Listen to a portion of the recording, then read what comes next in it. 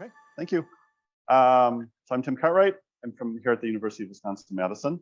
And today I'll be mostly talking sort of from my role as the OSG campus coordinator. So yesterday, you heard about the sorts of services that we provide to researchers, the Open Science Compute Federation, especially the OS pool, the Open Science Data Federation.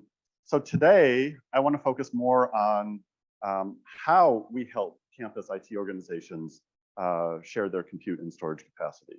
And I'm going to use the word campus throughout. I mean that very broadly. So colleges, universities, national labs, the museum, it's all campuses for the next 14 minutes.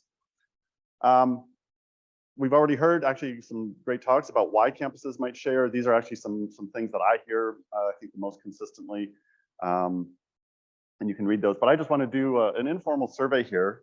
So how many people are here right now who represent a campus who is already sharing compute or storage capacity with OSG in one form or another? Okay, great. And now, yep, hands down. How many people, and maybe you again, but how many people are representing campuses that plan to or hope to or are thinking about sharing compute or storage capacity with the OSG? Okay, a few, good. Okay, so we're going to dive in. We'll start on the compute side. So generally, I'm going to frame this in terms of, campuses provide the raw compute capacity. This could be any batch system, any sort of shape of capacity, and by that I mean, number of CPUs, memory, disk, all that kind of stuff at a time. And the OSG services create a consistent and usable runtime environment out of that. We call these execution points. We gather those into pools and we make them available via the access points. You've heard this stuff. So there are a few options for how to do the sharing. By far the most common is to use technology we call glide-ins. So we send glide-in jobs via a hosted CE. Stands for compute entry point, doesn't matter. So most new campus compute integrations these days are using this method. So I'm going to go into that in a little bit more detail in the next couple slides. I feel for the sake of completeness that I should mention that you can run your own CE, but don't. It's a lot of extra work and really is only needed in very specialized circumstances. We also have the backfill container. And so this might be useful if you're managing your computing resources in something like Kubernetes. Brian mentioned this yesterday, but I kind of took a look again at the data. There's really only a few campuses that are using this approach. They just happen to be contributing a lot of compute cycles. So we're going to go into the hosted CE approach here. That's the next couple slides. The first question I think I almost always get asked by a prospective new integration campus is, what do we need to do? So here it is. Campus IT or the cluster needs to provide an OSG account, so a new account that we can use to submit to your cluster. We need SSH access to that account, and it's got to use keys because we have to do this with automated tools. Shared home directories, at least our home, this user's, I'm going to call it our home directory, needs to be shared between wherever we're logging in and the worker nodes. We need scratch space. So typically that's been on the individual local worker nodes, but more and more I'm hearing people are using something like BGFS as a shared file system for the scratch space. We've had problems with that at one site. It's been working fine at other sites. Let's talk about that if that's your situation. And then all the worker nodes that at least we have access to need to have unrestricted outbound network connectivity. Notice I didn't say you had to add services or software. So we host and operate all the required services to make this work. If technical gore is not your thing, go check your email for the next 30 seconds. This is the gist of it though. So we have a service called the factory. It sends these glide-in jobs to the hosted CEs. That's a service that we run. The hosted CE uses that SSH connection you provide, and it submits the glide-in jobs to your cluster. If your cluster actually runs those jobs, the glide-in sets up the EP environment and reports that back to the pool. Okay, come back from your email. Once you've got things set up and working, there are some optional extras. These are, I really want to stress the optional. You don't have to do these things ever. And they are extra software and services that may increase usage or throughput. And the two I'm going to talk about, if you install Aptainer on all your worker nodes, it used to be called Singularity.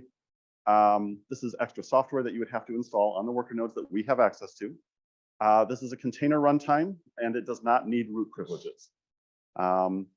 If our glide-ins detect a working install of Aptainer, we will run the payload jobs inside of a container.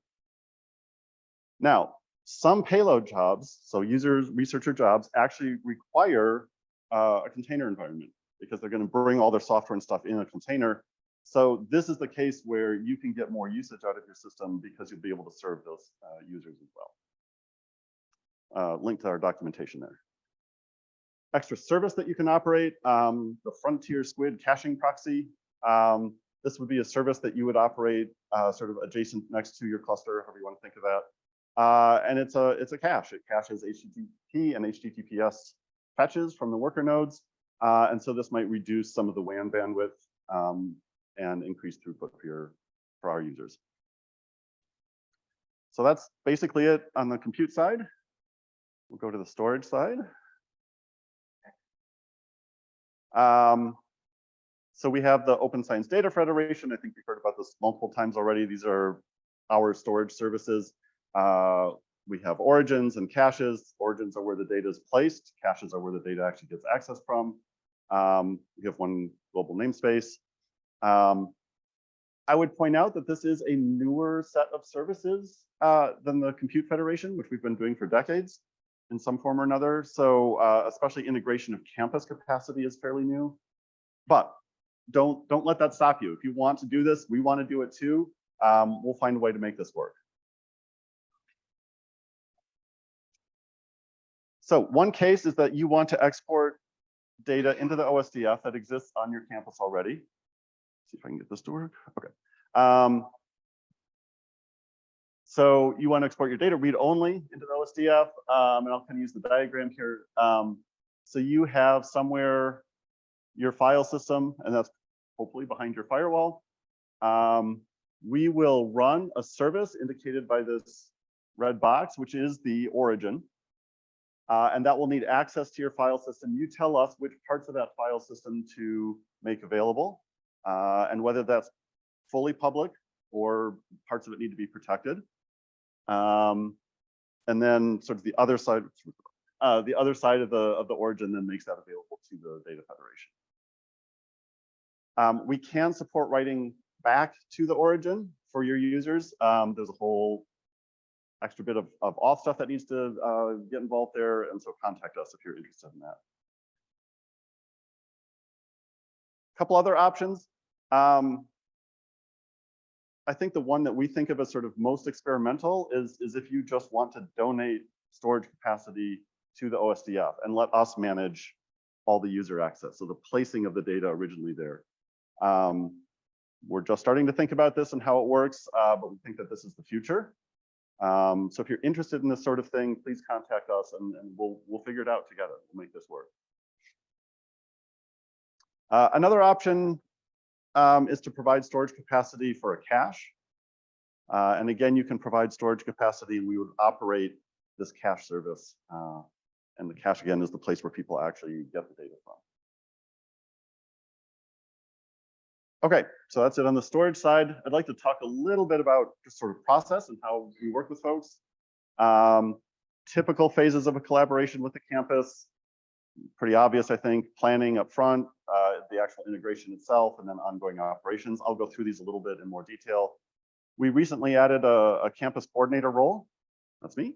So I can be a single point of contact throughout this whole life cycle, and I can connect to all the different path teams. You don't have to go through me. In fact, you often won't.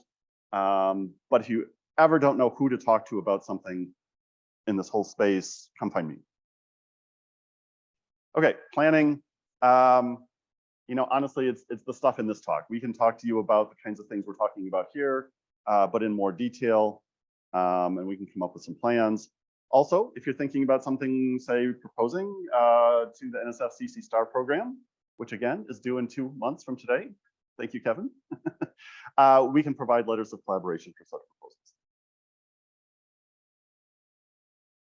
On the integration side, I've already kind of talked about the hows. Generally, what I like to do is I like to meet with you once just to understand what you're trying to do, and then come up with actual technical plans. Then we execute that plan. One development I would say is that we are trying to make this process smoother on the or streamline it on the compute side. And we've just done this now with a couple campuses, but we've gotten it down to a single meeting with you and sort of the right folks on our end and your end. And we can get first jobs running during that one meeting. And we've done this now with 2 campuses. We just did one last week. Jeff, it took like 45, 50 minutes before those first jobs were running. And we had some extra time, so we ended up then tuning things a little bit and making it work better for their campus. So this is new development for us, and seems to be working well. And then, of course, we have documentation. We'll support you through this process, so forth and so on. Okay, ongoing operations.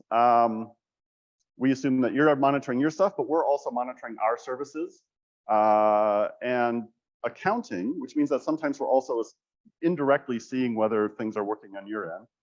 So this is obvious, if we find that things aren't working on our end, we try to fix that and let you know. If we find that something might not be working on your end, we will let you know, and we'll follow up with you and see if we can get that sorted out.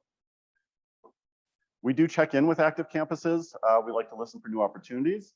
And especially, this is that whole feedback loop in the translational computer science. I didn't put the diagram here, but we want to hear about where things are not working well so that we can try to address those. And also, we can facilitate connections with other campuses who are maybe having some of the same questions or concerns that you have. And then we provide ongoing support.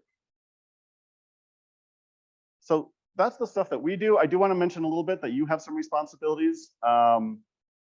We really, really want to hear and be notified when there are changes to your infrastructure. So here's a couple possibilities. There's certainly more. If you're down for one reason or another, whether scheduled or not, we'd like to hear about it. Totally understand that if it's a fire and things are just shooting flames, like you're not going to tell us right away, but as soon as things chill out a little bit, please let us know. That helps. If you have major software changes coming up or have been done, so to your operating system, your batch system, and so forth, please let us know. Networking changes. Number one problem that we have is somebody changes their firewall and they don't tell us, and all of a sudden we can't do things. So as Frank kind of suggested, I say, if you're not sure that it's going to affect us, assume that it does, and just let us know about networking changes on your campus. And of course, significant changes to the underlying hardware. We do ask that you try to respond to operational requests in a timely manner. Again, we understand. So I think my favorite sort of point here is one of the campus admins that I work with, his email signature, people put their role, and he puts his role that he puts in there is the Canvas admin. Okay, so Canvas is a learning management system. That's what he puts in the role of his email signature, not research computing admin, right? We understand you have lots of stuff going on. You may not be able to spend full time on this. Try to respond when you can. If there's a campus-specific security concern that we are directing to you, we will make that clear, and we will let you know that we are hoping for a response in a certain time frame. And then for really big changes, if you were sort of planning a new cluster or a big addition to your cluster or something like that, essentially we kind of go back and start that planning process over again. Okay, so we are trying really hard to make this integration process easy on you, as painless and effective as possible, I said here. It's not always going to be painless, I will be honest with you. So tell us where it hurts, so that at least we have the opportunity to try to do something about that. And to get started, it's that same email address I've been putting everywhere, and then my own email address. As the campus coordinator, you're welcome to contact me directly. Thank you. I'll take questions.